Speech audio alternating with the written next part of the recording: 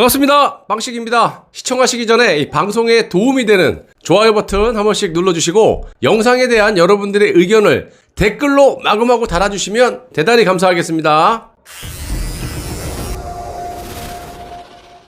자, 그동안 보수 진영에서 사기 선동으로 지지를 받아왔던 윤석열의 실체가 여기저기서 드러나면서 그래도 정상적인 보수 국민들이 한 분, 두 분씩 이탈을 하면서 대부분 홍준표 의원 쪽으로 지지가 가는 현상이 벌어지고 있습니다. 뭐 역선택이다 이런 말들도 나오고 있는데 역선택의 진실에 대해서 쉽게 풀어서 여러분들께 말씀을 드리도록 할게요. 그리고 대부분 윤석열의 지지층들이 탄핵 문제라든지 장모권, 와이프권, 그리고 뭐 최근에 박근혜 대통령을 30년 구형을 때린 장본인이 그로 인해서 박근혜 대통령이 지금까지도 감옥에서 역대 전직 대통령 중에 최장기 옥살이를 하고 계시는 그 와중에 친어머님인 유경수 여사의 생가를 찾아가서 참배를 하는 있을 수 없는 이 몹쓸 짓을 하면서 많은 분들이 이건 아니네, 이건 아니지 이렇게 이야기를 하시면서 등을 돌렸다라고 보고, 홍준표 의원이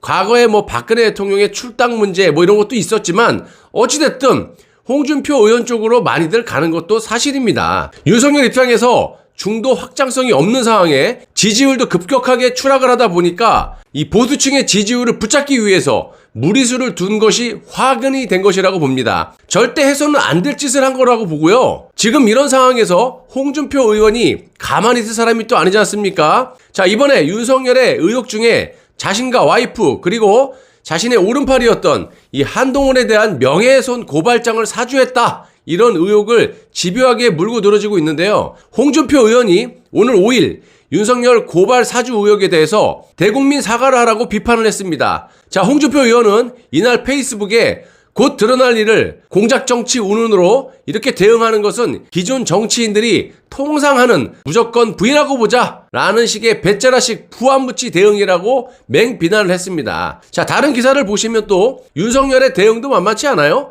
하지만 이런 수준은 홍준표 의원 말대로 우리가 흔히 볼 수 있는 거 아니겠습니까? 정치인들의 버티기 작전, 벼랑 끝까지 부인하다가 확실하게 꼬리가 잡히면 그때 가서 죄송합니다 사과하는 그런 상황이라고 볼 수가 있어요. 어찌됐든 윤석열은 여기저기에 비난이 쏟아져 나오니까 자신의 무관함이 밝혀지면 책임을 운운하던 그런 정치인들은 물러나야 된다라고 반박을 하고 나서곤 있는데, 그거는 무관함이 명명백백히 밝혀졌을 때 말이고 현재로서 확실한 건 고발장 자체가 존재한다는 거예요. 그리고 객관적인 사실을 보면 의혹들이 계속 불거질 수밖에 없는 거고요. 자, 김웅이 도마 위에 오르고, 아시다시피 김웅의 발언을 어제 제가 방송에 소개시켜드렸지만 논리적으로 전혀 말이 맞지가 않았고, 또한 김웅은 유승민계로 알려져 있기 때문에 혹시 경쟁 상대를 치기 위한 공작을?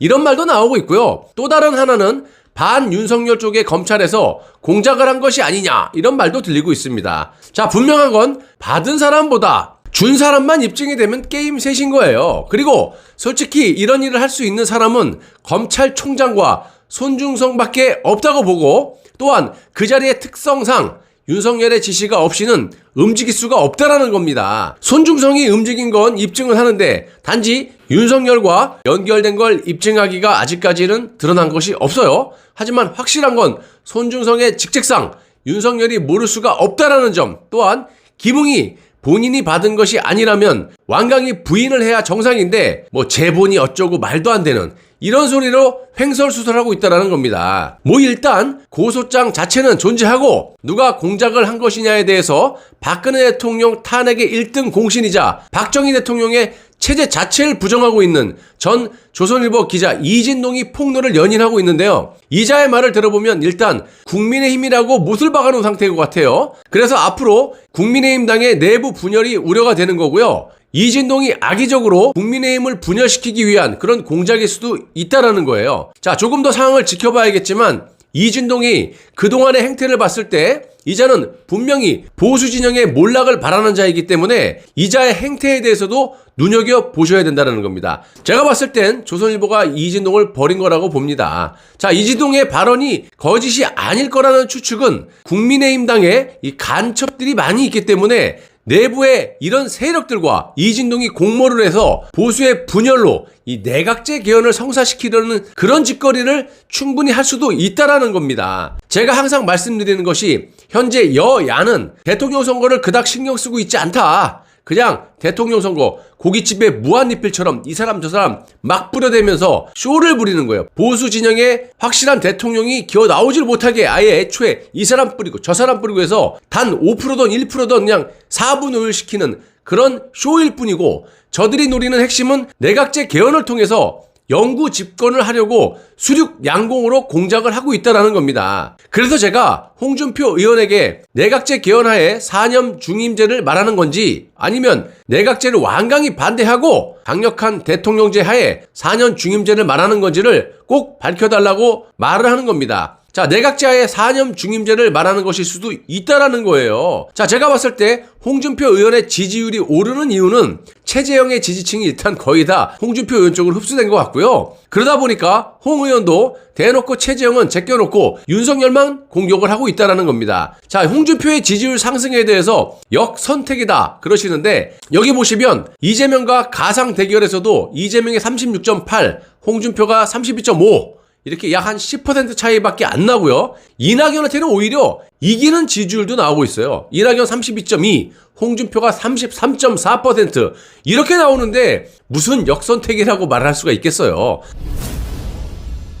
한마디로 쉽게 말씀드리면 보수 적합도 조사에서, 그러니까 보수 후보만 놓고 조사를 하는데 정상적이라면 보수 진영의 유권자들을 상대로 해야 되는데 이놈의 것들은 좌파들을 끌어들여서 보수 진영의 분탕질을 하는 거. 그래서 홍준표를 지지하는 것만 빼면 나머지 조사는 역선택이 없다라는 거예요. 자, 어떻게 보수 후보의 적합도를 평가하는데 좌익들을 끌어들입니까? 말이 안 되는 거고요. 윤석열 홍준표가 아닌 이재명 홍준표, 이낙연 홍준표의 가상 대결을 보시더라도 역선택은 없다라는 거예요. 객관적인 거잖아요. 자, 윤석열이나 최재형 같은 문재인의 부역자들이 보수 진영에 이미 들어오면서 역선택이 시작된 거예요. 자, 문재인이 윤석열과 최재형을 보수 진영에 던져놓으면서 그렇게 시작된 것이 역선택이라는 겁니다. 윤석열을 지지하기 시작했던 건 언제입니까? 조국 일가를 수사하면서 보수 진영에서 한 가닥 희망을 걸고 윤석열을 지지했던 거 아닙니까? 저도 며칠 정도 이거에 속았었지만 바로 제가 눈치를 채고 작년부터 윤석열의 잘못된 점을 여러분들에게 공개를 하지 않았습니까? 그것도 윤석열은 문재인에게 허락을 받고 수사를 한 것이고 그걸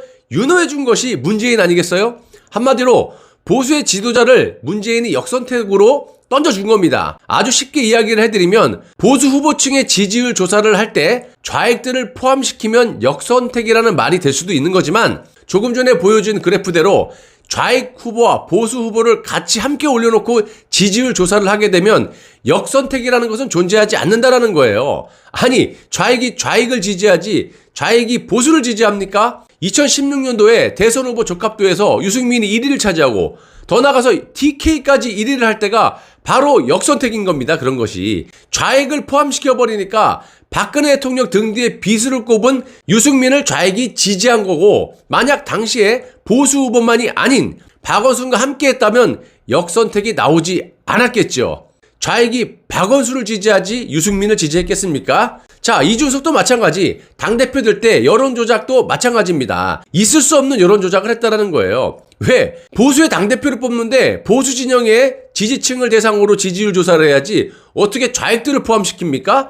당연히 이준석도 윤석열 키즈답게 박근혜 대통령 등 뒤에 비수를 꼽은 자이기 때문에 좌익들은 유승민과 마찬가지로 이준석을 좋아할 수밖에 없는 거예요. 그러니까 여론조작할 때 왕창 몰표가 나온 거죠. 제가 홍준표를 지지하거나 그런 건 아닙니다. 객관적인 사실이 이러니까 그렇다고 말씀을 드리는 거고요. 과거에 패스트트랙에서 윤석열에게 18명이 기소가 됐었을 때 보수 진영의 인사들이 법정에 가서는 뭐라고 했습니까? 정치적이다, 억울하다 이러면서 윤석열 쪽에 지금 딱 들러붙어 있지 않습니까? 이것도 뭔 놈의 상황입니까? 아니, 윤석열에게 기소당하고 정치적이고 억울하다면 상식적으로 봤을 때 윤석열을 왼수로 생각하고 지지하는 것이 말이 안 되잖아요. 반대로 이자들이 예전부터 윤석열을 지지하는 마음이 있었다면 윤석열이 자신들을 기소했을 때 법정에서 윤석열이 기소했으니까 저 사람 말이 맞는 거예요. 처벌해주세요. 그래야 되는 거 아니냐고요. 이것들은 논리도 없고 완전히 짜장면도 아니고 짬뽕도 아니고 짬짜면 같은 짓거리를 하고 있다는 겁니다. 솔직히 저는 지금까지도 그 어떤 사람을 지지하고 싶은 마음이 없습니다. 없어요, 사람이. 하지만 대안은 제가 항상 매 영상 끝에 부분에 말씀을 드리지 않습니까? 저한테 뭐 나라에 녹을 먹는 사람도 아니고 여러분하고 똑같이 세금 내는 일반 시민인데 왜 저한테 대안을 내놓으라고 하시는지 좀 묻고 싶어요. 억울해요. 자, 그리고 경선도 아직 안 치러졌고 후보도 정해지지 않았기 때문에 섣불리 우리가 어떤 한 사람을 딱 그냥 특정해서 지지한다는 건 옳지 않고요. 만약 추후에 후보가 정해지면 모르겠지만 확실한 검증이 필요하다라고 봅니다. 정치하는 사람들 중에 그 어떤 사람이 솔직하다라고 당당하게 말할 수 있는 사람이 있습니까? 하나같이 하루에도 12번 더 손바닥을 뒤집고 자기 자신만을 위한 정치를 하고 있고 국가와 국민은 입으로만 위하는 척하고 있어요.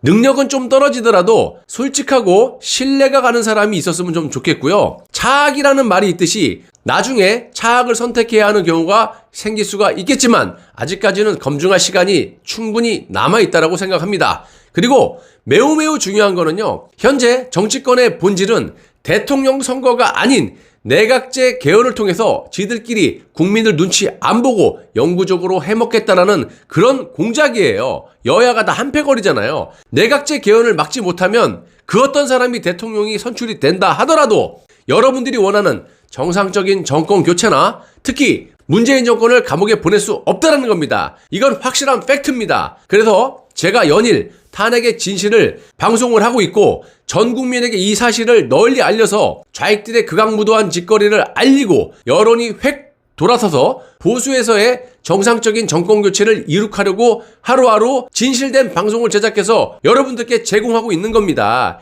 이게 대안인 겁니다. 그 어떤 사람을 대통령을 후보로 뽑아놓은들, 대통령이 단성이 된들 내각제 개헌하에서는요 껍데기일 뿐 아무런 힘을 쓸 수가 없습니다. 모든 권력이 그 대통령의 권한이 국회로 몰리고 총리한테 가기 때문에 그 총리 우리가 뽑습니까? 아니잖아요. 본질을 알고 싸우셔야 된다는 그런 말씀입니다. 자, 여러분들이 이 점을 분명히 명심해 주셨으면 하고요. 저는 여러분들을 믿습니다. 언제까지?